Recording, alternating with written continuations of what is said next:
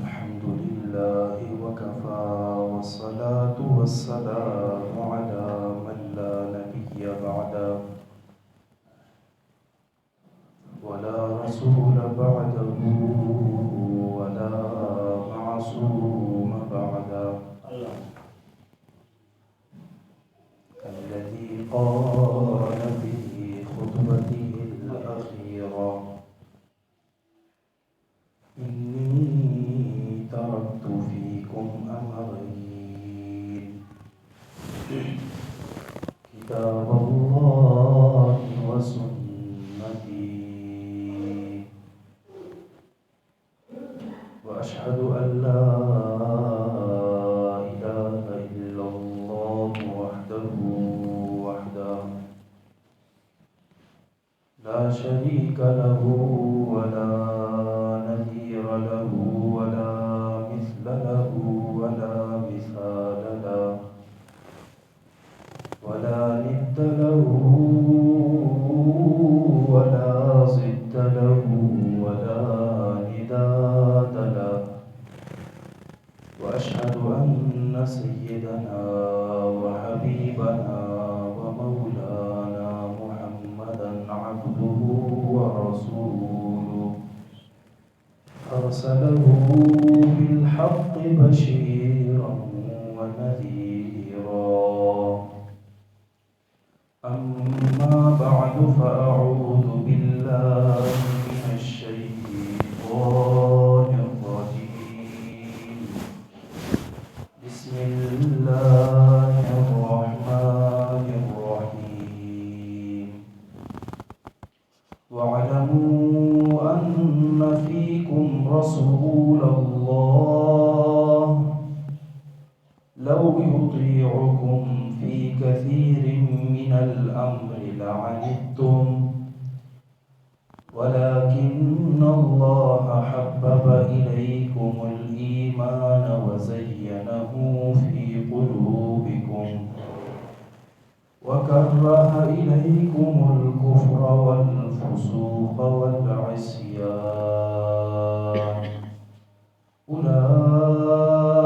أولئك هم الراشدون فضلا من الله ونعمة والله عليم حكيم وقال رسول الله صلى الله عليه وسلم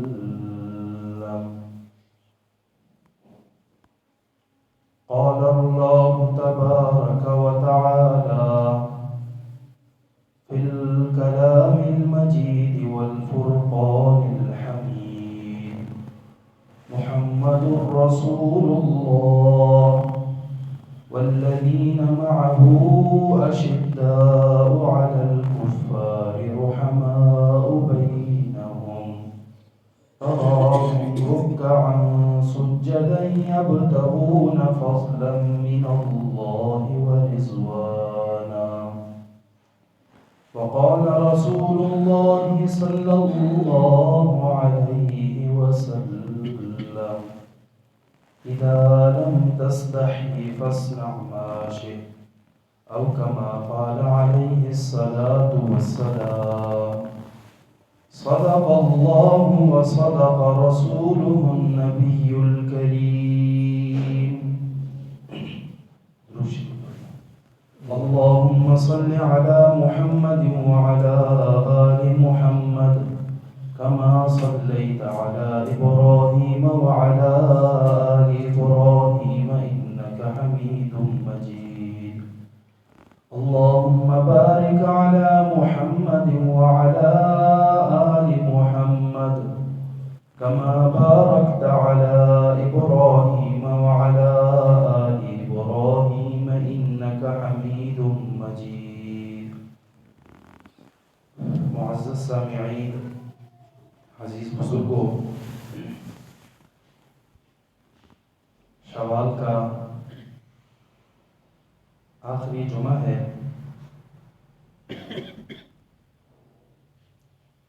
شوال المکرم غزوہ احد کی یاد دلاتا ہے، جس کا تفصیلی ذکر ہوا۔ حضرات صحابہ کرام رضوان اللہ علیہم اجمعین کا تذکرہ جس طرح غزوہ احد میں آپ صلی اللہ علیہ وسلم کی صحبت ہی کی وجہ سے میدان میں گئے اور کم تعداد میں گئے اور اللہ رب العزت نے غلبہ عطا فرمایا، تو جس طرح رسول اللہ صلی اللہ علیہ وسلم کی ذات اقدس اللہ رب العزت نے جملہ کائنات کے لوگوں سے شرف اور فضیلت کے اعتبار سے بڑھا دی ہے، اسی طرح آپ صلی اللہ علیہ وسلم کے بعد بعد الانبیاء اللہ رب العزت نے صحابہ کرام رضوان اللہ علیہم اجمعین کی شان جو ہے وہ بڑھا دی ہے۔ کسی استاد کی فضیلت کی وجہ سے شاگرد کو اللہ رب العزت نواز دیتے ہیں۔ علامہ ذہبی رحمہ اللہ، ان کے استاد علامہ ابن تیمیہ رحمہ اللہ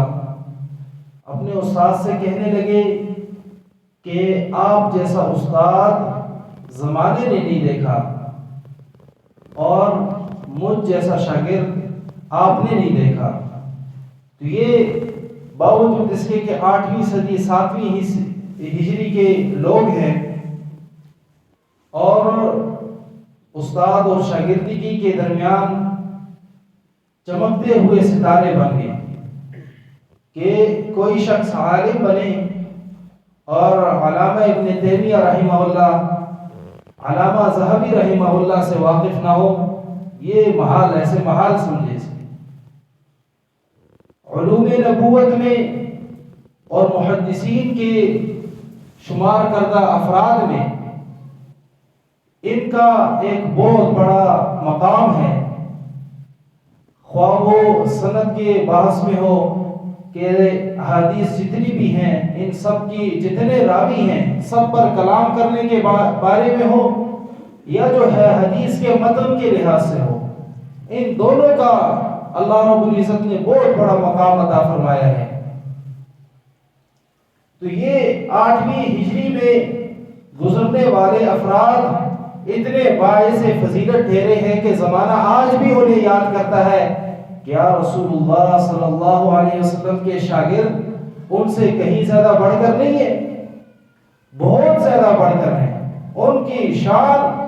ان کی عظمت، ان کی فضیلت زمانہ بیان کرے نہ کرے لیکن وہ آسمان کے تارے ہیں،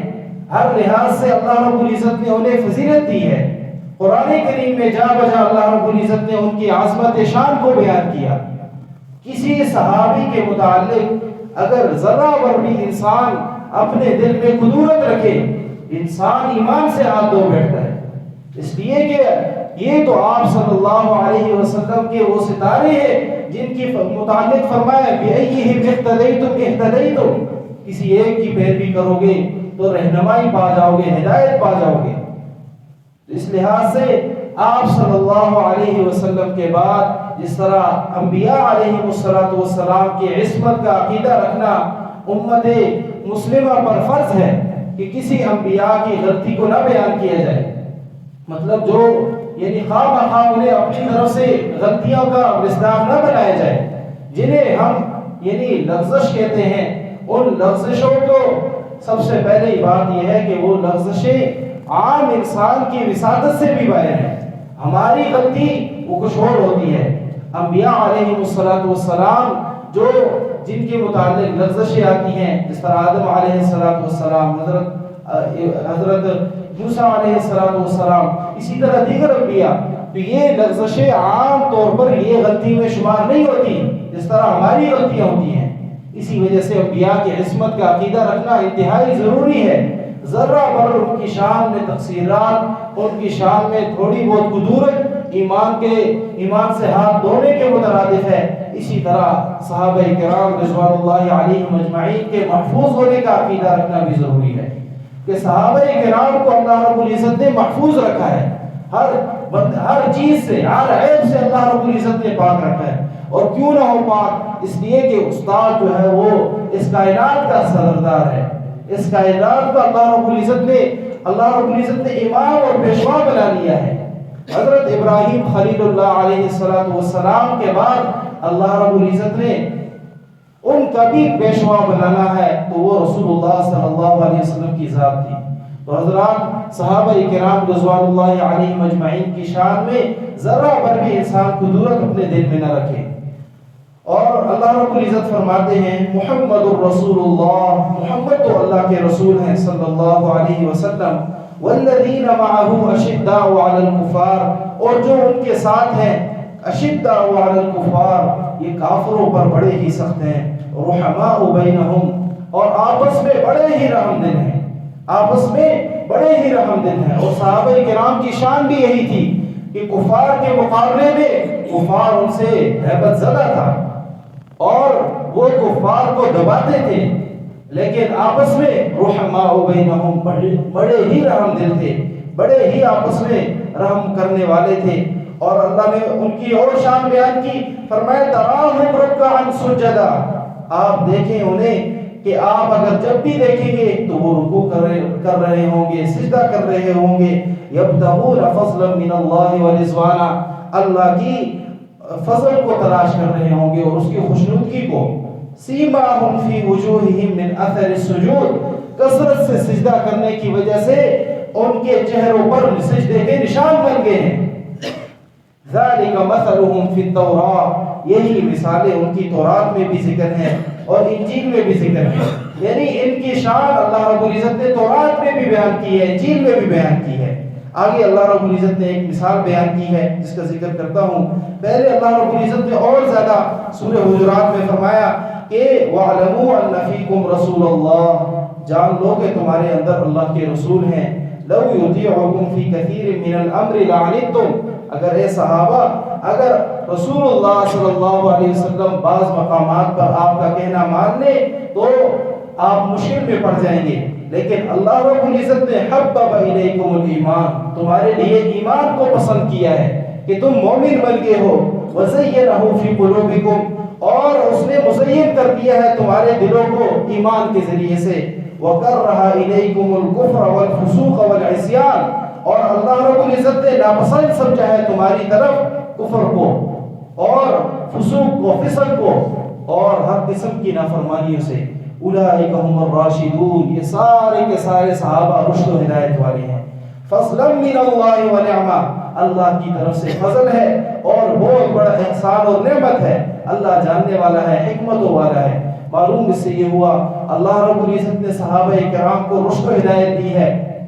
اور رشد و ہدایت میں ہر ایک صحابی ایک چمکتا ہوا ستارہ ہے، کسی لحاظ سے اپنے دل میں ان کے متعلق قدورت نہ رکھے۔ حضرت عثمان غنی رضی اللہ تعالی عنہ کے متعلق اس طرح اس جمعے یعنی اس ہفتے میں یہ ایک شخص نے جو ہے گستاخی کی،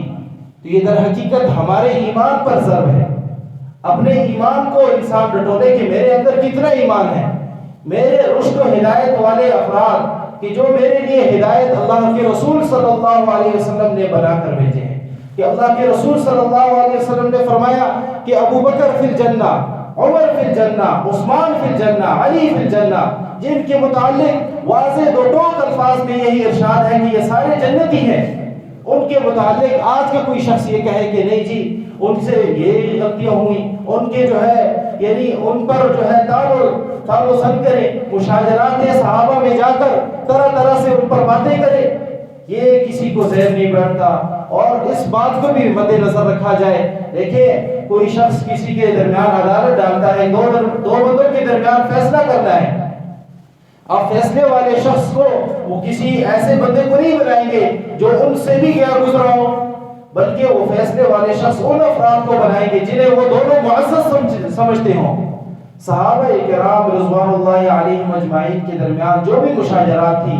آج کے کسی مسلمان کو کیا تابعین میں سے کسی شخص کے لیے متعلق یہ بھی بات نہیں ہے کہ وہ ان دونوں کے درمیان فیصلہ کرے، اس لیے کہ صحابہ کرام میں صرف اور صرف صحابی ہی فیصلہ کر سکتے ہیں، رسول اللہ صلی اللہ علیہ وسلم فیصلہ کر سکتے ہیں، بعد کے جتنے مشاجرات ہیں عام بندہ ان کے درمیان فیصلہ نہیں کر سکتا۔ امام ابو حنیفہ رحمہ اللہ جیسے بڑے شخص وہ بھی آ کر اگر صحابہ کے درمیان فیصلہ کریں گے تو یہ بھی ان کے لیے زیر نہیں ہے، یہ بھی ان کے لیے اپنے ایمان کے دور جانے کی بات ہے اور اس کے مترادف ہے۔ تو ہر شخص کو چاہیے اپنے ایمان کی فکر کرے، اور خصوصاً صحابہ کرام رضوان اللہ علیہم اجمعین کی عظمت کو اپنے اندر، اسی طرح اپنی اولاد کے اندر اس کو اجاگر کرے، ان کی زندگیاں اپنے اولاد کے سامنے رکھے۔ دیکھو عثمان غنی کس طرح عظیم صحابی تھے۔ ایک موقع پر آپ صلی اللہ علیہ وسلم نے غزوہ عسیرہ کے متعلق فرمایا کہ جو ہے یعنی ترغیب دی کہ صحابہ کرام خرچ کریں اور خرچ کرنے کے بعد جہاد میں جائیں۔ تو عسیرہ کے متعلق جیسے آپ صلی اللہ علیہ وسلم نے ترغیب دی، حضرت عثمان غنی کھڑے ہوئے 1000 دینار جو ہے اٹھا کر رکھ دیے۔ اسی طرح غزوہ تبوک کے موقع پر آپ صلی اللہ علیہ وسلم نے جب ممبر پر بیٹھے اور ممبر پر بیٹھنے کے بعد فرمایا کہ غزوہ تبوک ہے، لمبا سفر ہے، اور جو ہے ہر ایک شخص کو اللہ کے راستے میں کچھ نہ کچھ دینا چاہیے تاکہ جو ہے جتنی ہماری مشکلات ہیں وہ آسان ہو جائے۔ تو حضرت عثمان غنی رضی اللہ عنہ کھڑے ہوئے اور اعلان کیا کہ 100 اونٹ مع ساز و سامان یہ میری طرف سے اور میری ذمہ داری ہے۔ حضرت نبی علیہ السلام نے پھر جو ہے تھوڑی دیر بعد پھر ترغیب دی، تو حضرت عثمان غنی رضی اللہ عنہ پھر کھڑے ہوئے اور کہا کہ 200 اونٹ مع ساز و سامان کے۔ پھر تیسری مرتبہ اسی طرح ہوا، اور یہ جب کھڑے ہوئے انہوں نے کہا کہ 300 اونٹ مع ساز و سامان۔ تو اللہ کے رسول صلی اللہ علیہ وسلم منبر سے اترے اور فرمایا کہ اللہ رب العزت نے اگر عثمان اس کے بعد جو کچھ بھی ہو جائے اللہ رب العزت نے انہیں جنت دینی ہی دینی ہے، اور فرمایا رفیقی فی الجنت عثمان، میرا جنت میں رفیق جو ہے وہ عثمان ہے۔ ایسے شخص کے متعلق آج کا کوئی فرد وہ جو ہے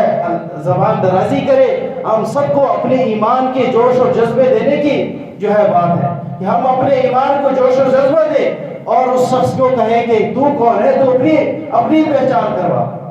تو صحابہ کرام جو عظمتوں میں جو ہے بالا تر اللہ رب العزت نے ان کے فضائل ذکر کیے، رسول اللہ صلی اللہ علیہ وسلم نے ان کے مقام کا ذکر کیا، آج 14ویں صدی کا شخص جو ہے وہ کھڑا ہو کر ان کے متعلق زبان درازی کرے۔ ہم اپنے ایمان کے متعلق شک میں ہیں، اپنے ایمان کے متعلق ہمیں کسی لحاظ سے ممکن ہے کہ اللہ رب العزت ہمارا خاتمہ کیسے ہو، ہمیں اس کے متعلق پتہ ہی نہیں ہے، لیکن صحابہ کرام تو وہ شخصیات ہیں کہ اللہ رب العزت نے یعنی دنیا ہی میں اللہ رب العزت نے انہیں جنتی ہونے کا بشارت دی۔ تو صحابہ کرام کی زندگی کو اپنایا جائے اور ان کی جتنے بھی ان کے واقعات ہیں ان واقعات کو کثرت کے ساتھ اپنے گھروں میں بیان کریں۔ ہر ایک شخص اس کو فریضہ سمجھ لے، اپنے اوپر ذمہ داری سمجھ لے کہ آج کے بعد کسی نہ کسی لحاظ سے جتنے بھی نبی علیہ السلام کے صحابہ ہیں کسی نہ کسی صحابی کی میں زندگی کو سیکھوں گا، کوئی ایک واقعہ یا 2 واقعہ اپنے گھر والوں کے سامنے میں اس کا ذکر کروں گا، اور اس طور پر ہمارے اندر ایک ایمانی جذبہ بھی بیدار ہوگا، اور صحابہ کرام رضوان اللہ علیہم اجمعین کی جتنے بھی واقعات ہیں وہ ہمارے سامنے آئیں گے، جتنے ان کے واقعات سے ہمیں عبرت حاصل کرنے والی بات تھی وہ بھی ہمارے سامنے آ جائے گی، اور یوں ہماری زندگی نبی علیہ السلام کے صحابہ کے مشابہ ہونا شروع ہو جائے گی۔ لیکن جب ہمارے گھروں میں غیروں کا تذکرہ صحابہ کرام کے تذکروں پر غالب ہو تو اس وقت ہمارے گھروں میں یہ نہ سمجھے کہ مجاہد پیدا ہوں گے، ہمارے گھروں میں یہ نہ سمجھے کہ نمازی پیدا ہوں گے، بلکہ ہمارے گھروں سے پھر جو ہے یعنی دین دشمن ہی پیدا ہو سکتے ہیں، ایمان والے پیدا نہیں ہو سکتے۔ اپنے گھروں میں ہم سب پر ذمہ داری ہے بحیثیت مسلمان کہ ہم میں سے ہر شخص جو ہے وہ اپنے گھروں میں صحابہ کرام، حضرت صحابیات، اسی طرح ازواج مطہرات، اہل بیت، ان کے تذکروں کو عام کیا جائے، ان کے تذکروں کو مسجدوں میں، اسی طرح اپنے گھروں میں ان کے واقعات کو ذکر کریں، تاکہ ان واقعات کو ذکر کرنے کا جو مقصود ہے وہ یہ کہ اپنی زندگی کا بدلاؤ، اس طور پر اللہ رب العزت ہماری زندگیوں کو تبدیل کر لیں گے، اور ہماری زندگیوں میں جب تبدیلی آئے گی تو اللہ رب العزت ایک انقلاب برپا کر لیں گے۔ اللہ اس انقلاب کو دیکھنے کی ہمیں توفیق نصیب فرمائے، اپنے گھروں میں خصوصی طور پر اللہ رب العزت اس پر عمل کرنے کے لیے اللہ